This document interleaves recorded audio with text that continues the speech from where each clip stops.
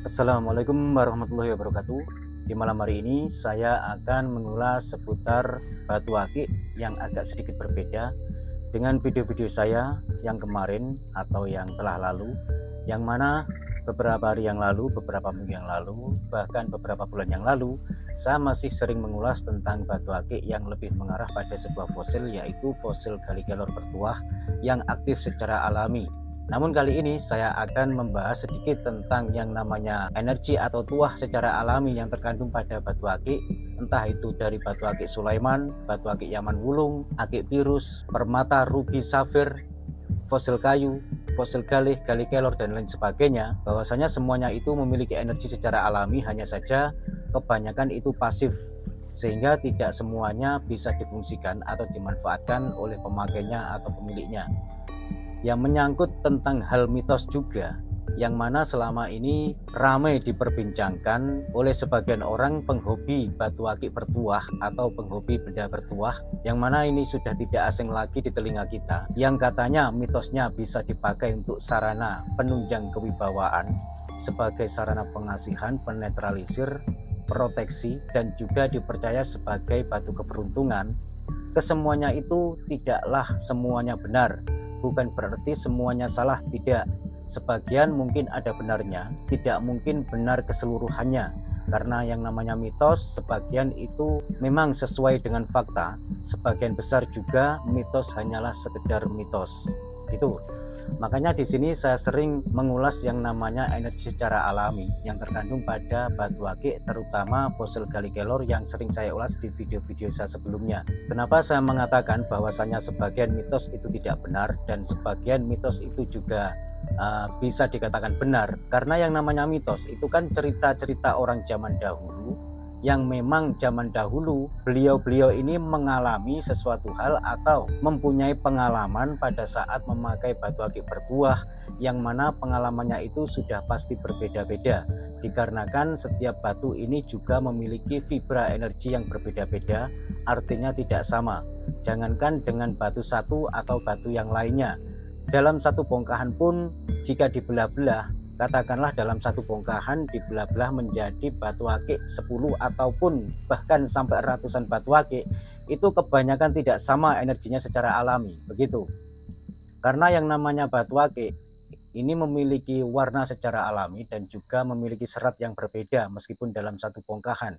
Karena yang namanya warna juga serat ini juga mempengaruhi vibra energinya secara alami. Begitu teman-teman. Makanya khususnya buat sahabat-sahabat yang masih pemula, yang baru menyukai batu akik, entah itu dari jenis batu akik apapun, boleh mempercayai mitos, tapi jangan sepenuhnya. Karena yang namanya mitos itu adalah cerita orang zaman dahulu pada saat pas memakainya mengalami efek atau dampak-dampak tertentu, yang tentunya dampak-dampak positif yang dialaminya pada saat pas memakai batu akik. Contohnya saja yang sering saya ulas di video-video saya sebelumnya, yaitu tentang fosil Gallikelor, yang mana fosil Gallikelor ini meskipun dalam satu bongkahan, ternyata faktanya energinya juga tidak sama.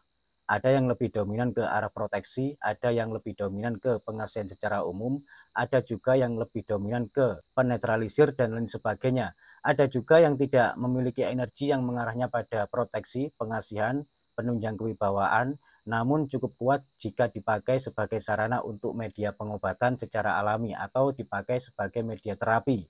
Begitu. Karena di situ ada serat-serat yang berbeda. Selain itu juga ada unsur-unsur warna yang tidak sama. Makanya untuk menyikapi sebuah mitos, kita harus bisa mensikapi atau pandai-pandai mensikapi, kita harus bisa mengolahnya lagi.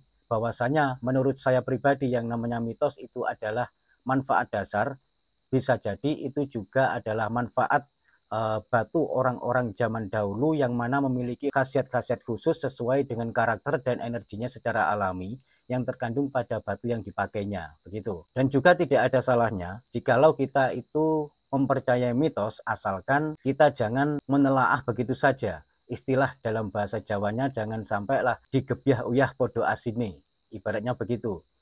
Karena banyak sekali saya mendengar mitosnya batu akik Sulaiman yang katanya bisa dipakai sebagai sarana untuk penunjang kewibawaan. Ternyata energinya setelah terdeteksi bahwasanya batu akik Sulaiman tersebut lebih mengarah ke proteksi. Ya mungkin secara umum batu akik Sulaiman ini juga dipercaya sebagai sarana cukup ampuh untuk sebagai penunjang kewibawaan juga, karena mungkin diambil dari warna atau serat yang umum ada pada batu akik Sulaiman. Ada juga yang namanya fosil, entah ini dari jenis fosil apapun, fosil galih asem, fosil kayu, fosil galih-galih lainnya. Ini juga memiliki energi yang berbeda-beda meskipun itu dalam satu jenis, apalagi tidak dalam satu jenis. Sudah pasti berbeda meskipun ada sedikit kesamaan. Contohnya saja seperti yang saya ulas kemarin, yaitu jenis akik fosil galih kelor dengan akik giok yang memiliki unsur badar besi atau yang zaman dahulu disebut dengan badar besi hijau yang sudah mengkristal.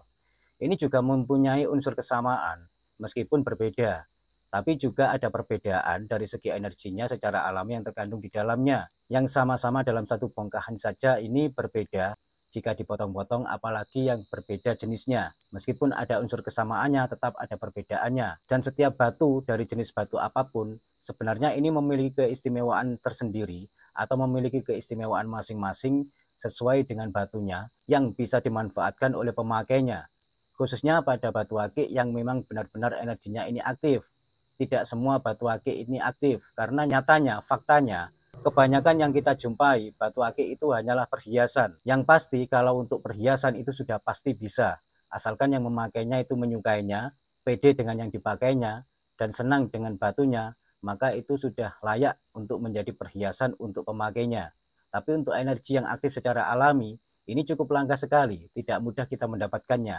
Makanya zaman dahulu yang namanya batu akik itu tidak membeli di pasaran begitu, atau tidak membeli di tempat-tempat pedagang batu akik, tidak begitu, karena zaman dahulu selain untuk perhiasan juga diharapkan tuahnya. Makanya zaman dahulu setiap orang memakai batu akik itu diwejang atau diberi amanah oleh seorang sesepuh, seorang ustadz atau seorang dukun. Itu zaman dahulu begitu.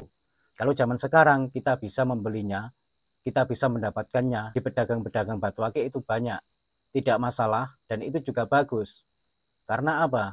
Yang namanya batu akik, meskipun kita tidak bisa mendapatkan energinya secara alami, katakanlah batu akik yang pasif, setidaknya kita sudah bisa memakainya sebagai perhiasan, yang mana perhiasan batu akik ini natural, asli dari alam. Dan memang awal mula orang memakai batu natural, batu akik, ini sejak dahulu yang diharapkan selain bisa dipakai sebagai perhiasan, juga diambil dari segi tuahnya atau energinya secara alami. Berbeda dengan zaman sekarang. Kalau zaman sekarang yang penting bagus, harganya mahal, ya naik daun, begitu. Terus buat sahabat-sahabat semuanya dimanapun berada, terserah memilih pedoman yang bagaimana. Kalau dari sahabat-sahabat menginginkan batu akik sekedar untuk perhiasan saja, itu juga tidak masalah, itu juga bagus. Tidak masalah, karena yang namanya perhiasan atau berhias, itu sama halnya kita menghargai diri kita sendiri di hadapan orang lain. Sedangkan yang mengharapkan tuahnya ini juga alangkah lebih bagusnya lagi, karena tidak sedikit juga dari pecinta batu akik, terutama batu akik bertuah, berpedoman mempunyai prinsip bahwasanya percuma kita memakai batu akik jika hanya untuk perhiasan saja, tidak bisa mendapatkan manfaat dari energi yang terkandung di dalam batu akik tersebut. Itu juga ada, dan itu tidak masalah, karena setiap orang itu berbeda-beda. Kalau saya pribadi juga begitu. Yang namanya kita memakai batu akik, selain kita mencari yang natural, seyogyanya, sebaiknya juga mencari energinya. Itu kalau saya. Karena kalau sekedar untuk dipakai niatnya sebagai perhiasan, kenapa harus cari yang natural? Yang imitasi pun banyak, bahkan lebih bagus. Selain itu, harganya pun juga relatif lebih murah.